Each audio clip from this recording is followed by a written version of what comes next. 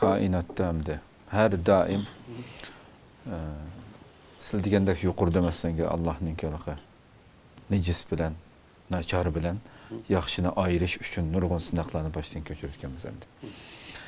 Va shu yaqinqi zaman urushlarga qarasaqmi bizning vatandagi zulm, jinoyatlar Xitoyning qilayotgan. Dunyoning har qaysi joylarida bo'layotgan bu zulmlar.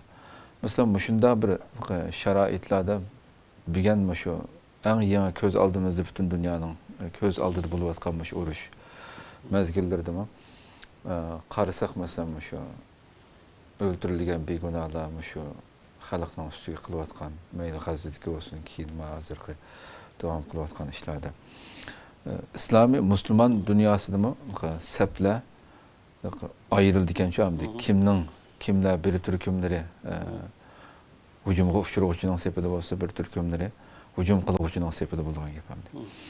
Shunday masalalarda hamda bir musulmon albatta hokimiyat bilan xalq ayrilishi, begunohlar ayrilishi islomda hamma narsa jang bo'lsa-mu, qiz ayollarga, bolalarga dinimizdagi prinsiplar ochiq, ammo bo'lgan u narsani hatto xalqaro qonun degan narsalarni hammasi axlatga tashlanib, o'zlari tuzgan qonunga amal qilmasdan dunyoda bo'layotgan ishlarni ko'ryapmiz hamda. Shunday masalalarda hamda shaxs bir musulmon bo'lish sifati bilan kimni zolim deb qarash kerak, zolimga, mazlumga qanday pozitsiya tutish kerak bu masalalarda hamda musulmon qanday ayiradi bu masalalarni. Hattoki davlatimning mening sepimda turyapti deb zolim tarafda turadiganlar ham bor masalan. Zulm qiluvchi, hujum qiluvchi kuchli taraf bo'lgan bo'lsa. Buni ikki taraflama tarmog'i bor masalan. Birisi ikki zolim, birisi ig'ir cho'ng zolim, yana birisi uningdan kichikroq zolim. Bu ikki zolim orasida to'qinish yoki urush yuz bergan vaqtida, masalan, hozirgi o'xshash musulmonlarningki bir qismi bundan ikki xil ko'z qarashdi. Chunki umi zolim, bumi o'zigacha zolim. Birisi cho'ng zolim, birisi kichik zolim. Gerçi bu yerdagi to'qinish ba'zilarning ko'z qarashi bo'yicha ikki zolimning orasida yuz berayotgan bo'lsa-mu, qaysini qo'llash yoki qaysi bilan ishi bilan qo'shilish degan o'xshash bundaq bir ko'z qarashda har xil bo'lganligi yo'q emas. Bu bir tarafi masala. Yana bir tarafi biz Uyg'urlar duch kelayotgan bir ig'ir qabullik var bu zamanda. Biz ilgirki programmalarımız ko'p qatam takrorlagandek, islom dunyosining bir asr mobaynida beshini ko'tarilmasligi, gerçi sirtqi ko'rinishda mustaqillik ko'ringan bo'lsa-mu, lekin mohiyatda to'liq bir mustaqillik erishaolmagan kulrang doira deydigan siyosat falsafasi bo'yicha ya ayang tavamiz, yoki mana bunda bir doir turayotganligini ko'plagan qarindoshlarimiz buni bilmaydi. Bu sababdan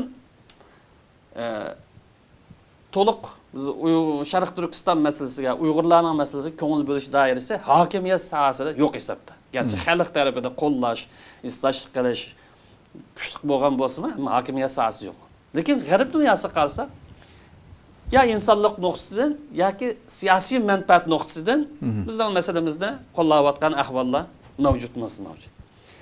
Mushdan qarab turib bir qism qarindoshlar yoki bir qism Uyg'ur tilliqlar, har ikkilisi bor. Ba'zi qarindishimiz, ba'zi Uyg'ur tilliq shaytonlar mavjud buning ichida. Qarab turib, bu biz taraf turganlik uchun zolim bo'lsin, boshqa musulmonlarga aziyat bersin, boshqa musulmonlarga irqiy qirg'inchilik qilib bersin, yana shuning sapini tutaversak bo'laverdi deydigan bunday bir xil holat yoki bundan bir xil tasavvur bugungi kunlikda mavjud. To'r dunyosi kengir bo'lsa kengir. Bular g'arb dunyosida yashagan qarindoshlarimizda va bir qism Uyg'ur tilliqlarda bu ahvol mavjud. Bu islom qanday qaraydi, musulmonlar qanday qaraydi, buni bir qaraydi. Gerçi u doiraga to'xtalamiz. Xo'sh. İslam aqidasida zolim yoki tajovuzchi qaysi birisi bo'lib qolsin, qaysi millatdan bo'lsin, qaysi davlatdan bo'lishi qat'iy nazar qabul qilinmaydi. Zolim yoki tajovuzchi kimdan bo'lsin, qaysi millatdan, qaysi davlatdan bo'lishi qat'iy nazar bu qabul qilinmaydi. Balki bu rad qilindi, uning qarshi turish, taqobil turish dinimizda tashabbus qilindi. Zulmni cho'ng bo'lsin yoki kichikroq zulm bo'lib qolsin, buni qabul qilganligimiz o'zi.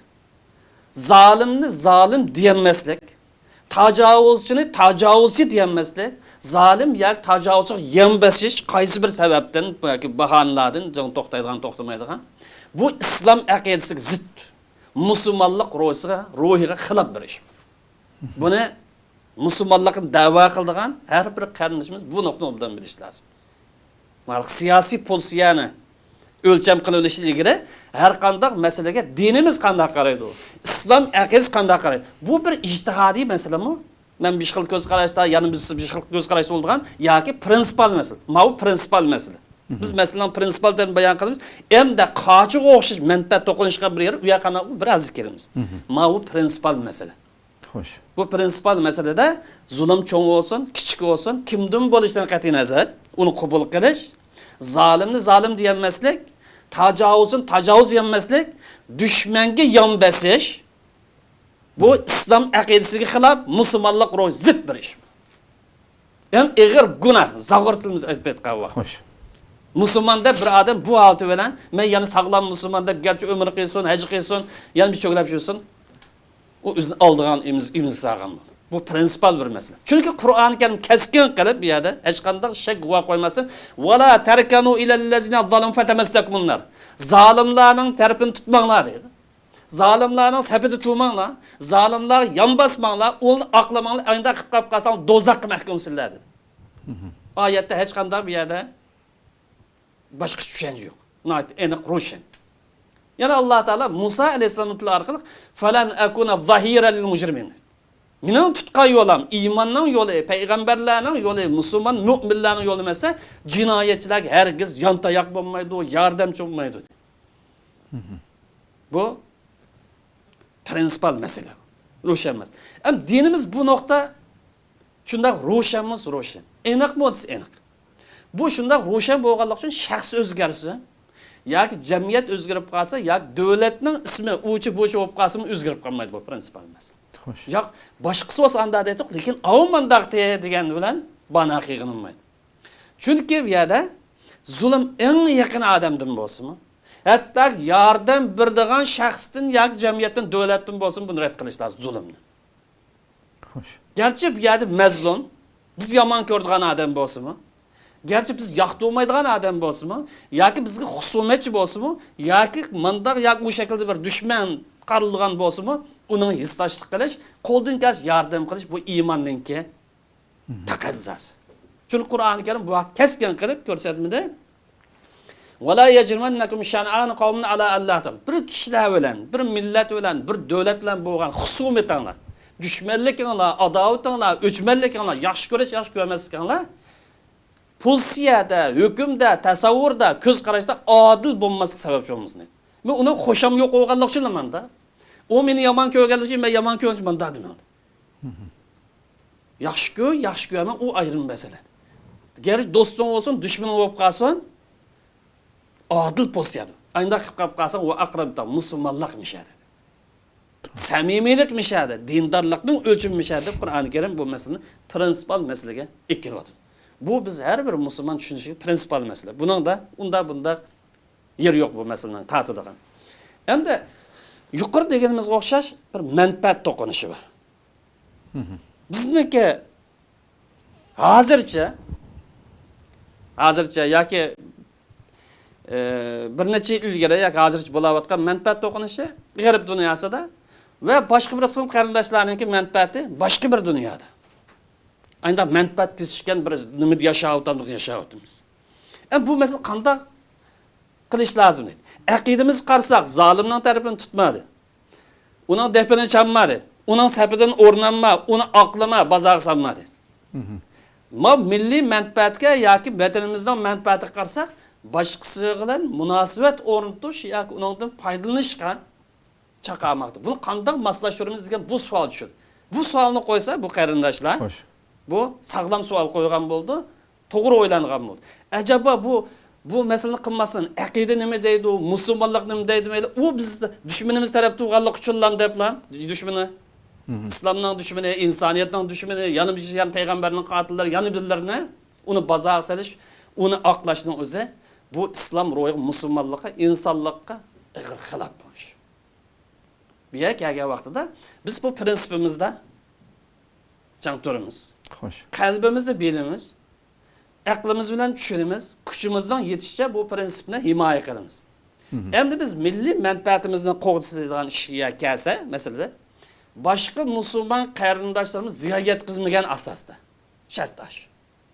Boshqa qarindoshlarimiz ziyon yetkazmagan asosda foyda bilan ziyonni selishtirish deydigan bir o'lcham bor. Bu ishdan qanchalik foyda keldi, bundan qanchalik ziyon keldi. Bu bir fiqh, bu bir tushuncha, bu bir siyosiy nazariya islomdagi. Biz buni ilgari ko'p to'xtaldik. Foyda ziyon tushunchasi degan.